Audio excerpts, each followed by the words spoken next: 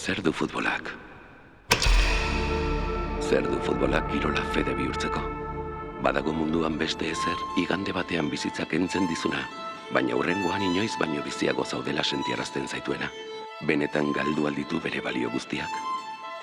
Zer du gauzak egiteko modu paregabe batez zaharro sentiarazteko?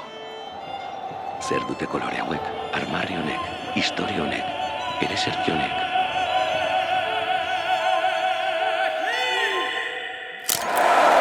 Zer du fokuek itxutzen dutena baino haratago ikusteko?